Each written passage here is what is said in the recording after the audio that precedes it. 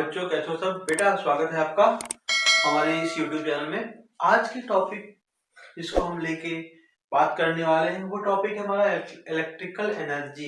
ये आपकी daily life में बहुत ज्यादा यूज होने वाला टॉपिक है और हम सब कहीं ना कहीं से इससे कनेक्टेड है, ठीक है ना? तो बहुत इंपॉर्टेंट होने वाला है ये वीडियो, बहुत ध्यान से देखिएगा। जब हम इलेक्ट्रिकल एनर्जी की बात करते हैं तो सबसे पहले हमारे दिमाग में आता है कि इलेक्ट्रिक और एनर्जी का रिलेशन क्या है, कैसे इलेक्ट्रिक और एनर्जी एक दूसरे से रिलेट होती है।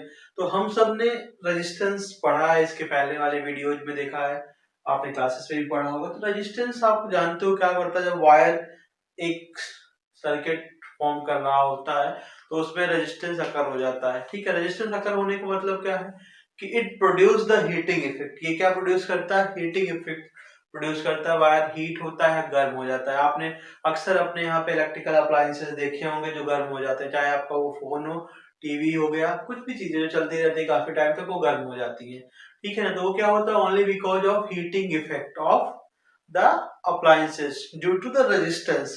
तो यहाँ पे जो रीजन आया गर्म होने का, उसके हीट होने का, वो क्या है, क्या रिस्पॉन्सिबल होता है? रेजिस्टेंस रिस्पॉन्सिबल होता है उसके लिए। और यही जो रेजिस्टेंस है ये क्या प्रोड्यूस कर रहा है? हीट प्रोड्यूस कर रहा है। तो हम कह सकते हैं कि electrical electricity is a form of energy. जो इलेक्ट्रिसिटी है वो किसके फॉर्म में? एनर्जी के फॉर्म में है, क्योंकि वहां पे हीट तो प्रोड्यूस हो रही है। यानी कि ऑब्वियस सी बात है, हमने तो करंट दिया था, वो हीट कैसे प्रोड्यूस हुई?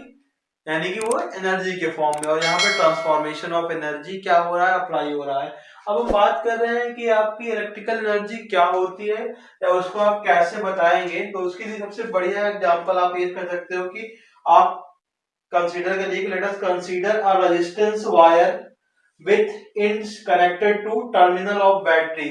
लेट आई एम्पियर करंट, क्या बोलेंगे? लेट आई एम्पियर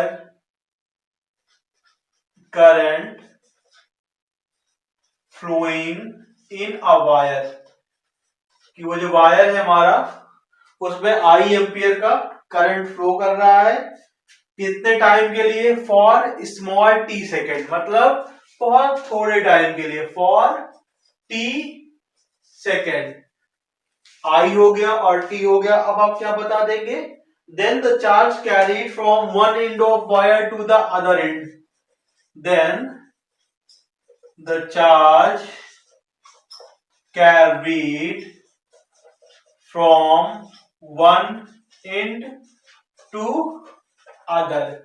तो चार्ज की डेफिनेशन पढ़ा होगा आपने, Q is equal to I into T. क्या हो जाएगा? Q is equal to I into T. इस शुड बी इक्वेशन नंबर 1, ठीक है ना बेटा। अब इसके बाद आप देखिएगा, यहाँ पे ये हो गया। अब आप क्या बताएंगे? वर्क डन, या जो इलेक्ट्रिकल एनर्जी है बैटरी के थ्रू जो सप्लाई हो रही है उसको कैसे आप दिखाओगे यहाँ पे? तो आप बताओगे, now we have to calculate the work done. Work done किसके फॉर्म में? क्योंकि इलेक्ट्रिकल एनर्जी आपने पढ़ा है, आप जान लो जो इलेक्ट्रिकल एनर्जी होता है, जो वर्क हो रहा है वही तो, जितना एनर्जी हो उतना ही काम होगा। तो आप यहाँ पे क्या बोलोगे कि वर्क डन और electrical energy supplied by the battery in forcing the charge from one end of the wire to the other end. तो क्या निकाल लेंगे? W निकाल लेंगे। W कैसे निकलेगा? W इज इक्वल टू क्या पढ़ा है आपने? V इज इक्वल टू, हमने ये पढ़ा हुआ था फॉर्मूला, W बाई Q। तो W इज इक्वल टू क्या हो जाएगा? V into Q। ये हो गया आपका इक्वेशन नंबर 2। इक्वेशन 1 और इक्वेशन 2 में कुछ कॉमन दिख रहा है आपको, तो पुट कर दीजिए वहां पे। क्या पुट कर देंगे? Q की वैल्यू पुट कर देंगे हम। तो W इज इक्वल टू क्या हो जाएगा? V इंटू आई इंटू टी। कोई दिक्कत? W यहाँ पे क्या हो गया? V इंटू आई इंटू टी।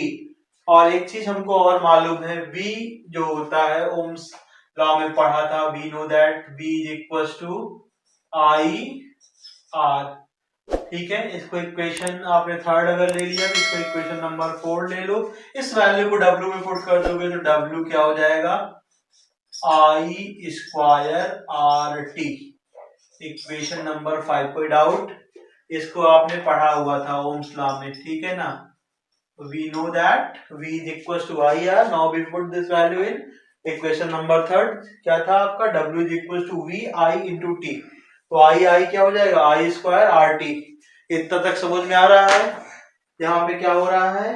अब इसके बाद फिर हम क्या करते हैं, I स्क्वायर आर टी हो गया तो आपने पढ़ा था इसको। अभी हम I और R और T के टर्म में देख रहे हैं। अभी हम V और R के टर्म में देखेंगे तो आपने फॉर्मूला क्या पढ़ा था?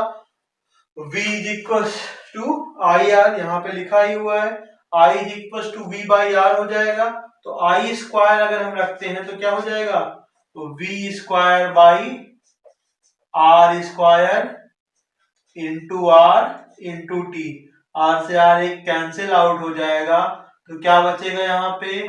V square by R into T. ये इक्वेशन नंबर आप 6 बना लीजिए। यहाँ पे W की वैल्यू निकल रही है किसके टर्म में? V R और T के टर्म में। यहाँ पे I R और T के टर्म में निकल रही थी। यहाँ पे V I और T के टर्म में निकल रही थी। यहाँ V और Q के टर्म में निकल रही थी। ये क्या थे? वर्क डन थे। क्या करने के लिए? उस चार्ज को एक एंड से दूसरे एंड तक ले जाने के लिए, ठीक है ना। अब उसके बाद देखिएगा फिर आप, ये हो गया हमारा W is equal to V square by R into T हो गया है। ये आपके कुछ इक्वेशंस हैं, कॉम्बिनेशंस हैं, उनको आप देख लीजिएगा, ठीक है बच्चों। अब देखिएगा यहाँ पे all those equations gives the energy transform from the battery into the resistance wire in t second. ये जो इक्वेशन अभी आपने देखा था, ये इक्वेशन क्या काम कर रही हैं? ये हमारा एनर्जी ट्रांसफर कितनी हो रही है वो बता रही है। वर्क के फॉर्म में ही हमने निकाला एनर्जी ट्रांसफर को, तो बता रही है the energy transfer from the battery into the resistance wire in T second. T second में कितनी एनर्जी हमारी ट्रांसफर हुई है, ये W की वैल्यू बता रही है। This energy dissipated as heat in the wire. यही एनर्जी जो डिसिपेट होके आएगी हीट के फॉर्म में, उस वायर में हीट के फॉर्म में, क्योंकि जितनी देर तक आपका हमारा करंट चालू रहेगा या वर्क होता रहेगा उतना वायर हीट होता रहेगा। तो वही एनर्जी जो है वो हीट के फॉर्म में उस वायर में स्टोर हो जाएगी या कन्वर्ट हो जाएगी, कर सकते हैं। अब उस हीट को निकालना है तो क्या बताया गया है? If the energy dissipation of W joule, energy जो डिसिपिएट हो रही है हीट के फॉर्म में वो W जूल है, प्रोड्यूसेस H कैलोरी। कितना कैलोरी प्रोड्यूस कर रही है? W जूल, और H कैलोरी प्रोड्यूस कर रही है heat. Then H is equal to energy dissipation, कितना हो गया आपका? W joule upon J। J क्या है? Mechanical equivalent of heat. इसकी बेटा एक वैल्यू भी होती है, मैं आपको बता दे रहा हूं, 4.18 जूल पर कैलोरी। 4.18 जूल पर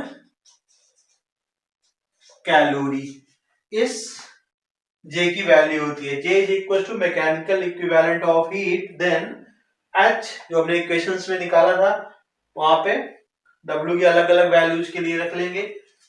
W is equal to V I T, तो V I T by J, I square R T by J. W की वैल्यू हमने देखी थी वहां पे, V square by R T, यहाँ हो जाएगा V square T upon R J calorie. ये आ गई हीट की अलग अलग वैल्यूज हमारी, ठीक है ना। एक छोटी सी और जानकारी थी, ये जो आपका रिलेशन आया है H की वैल्यू को, H इज इक्वल टू जो वैल्यूज आई हैं, ये रिलेशन को जूल लॉ बोलते हैं। These relations are called Joule law.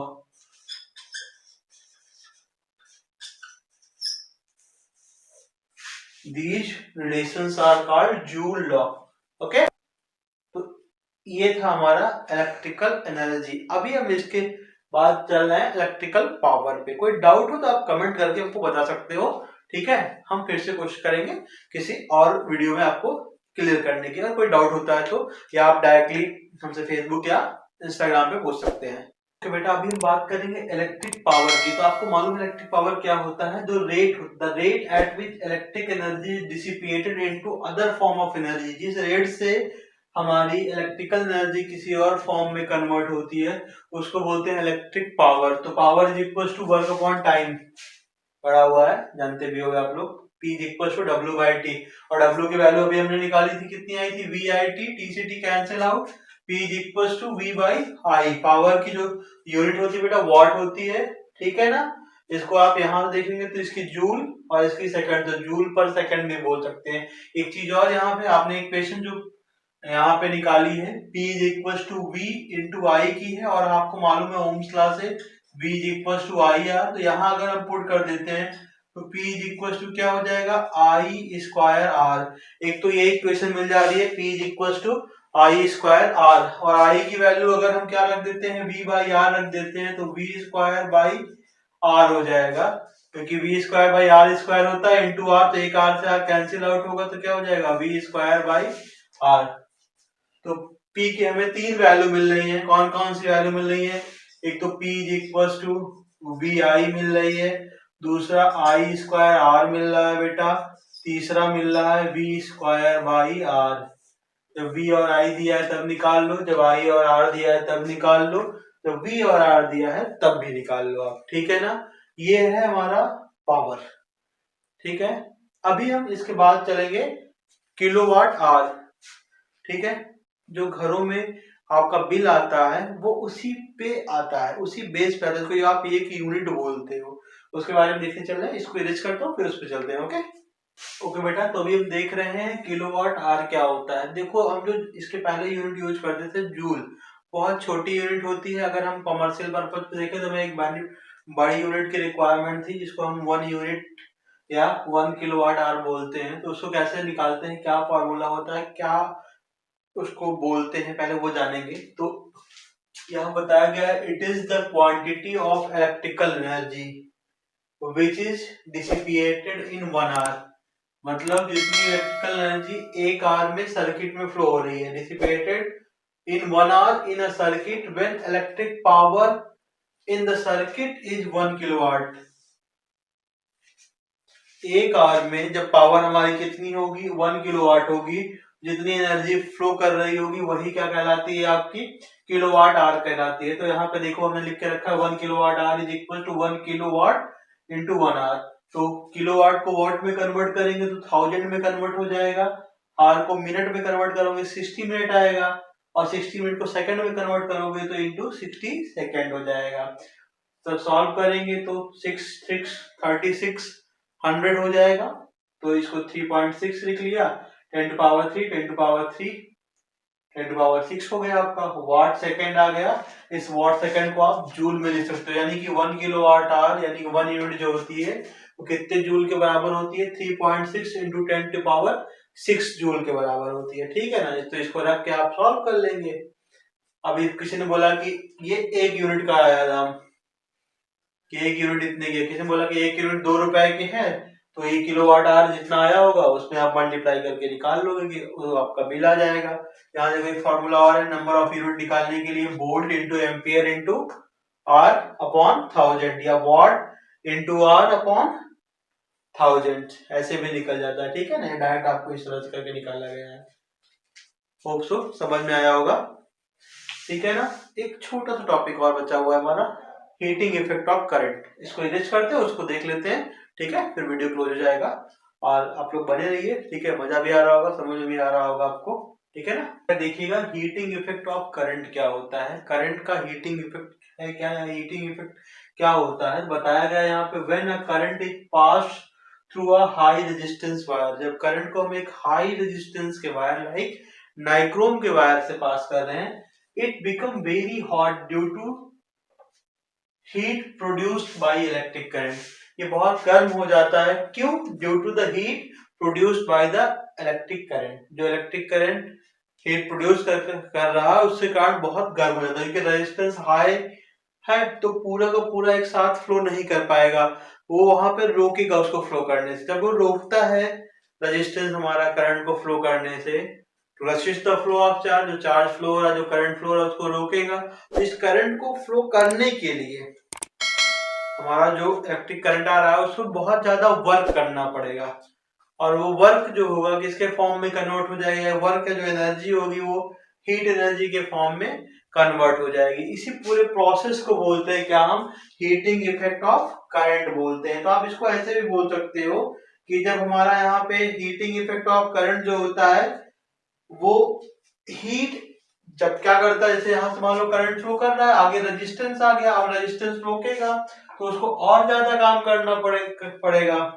तो यहाँ पे क्या हो जाती है, हीट एनर्जी प्रोड्यूस होती है। यानी कि यू कैन से दैट कि जो आपका इलेक्ट्रिक करंट है, इलेक्ट्रिक एनर्जी है, वो किस में कन्वर्ट हो जा रही है, हीट एनर्जी के फॉर्म में।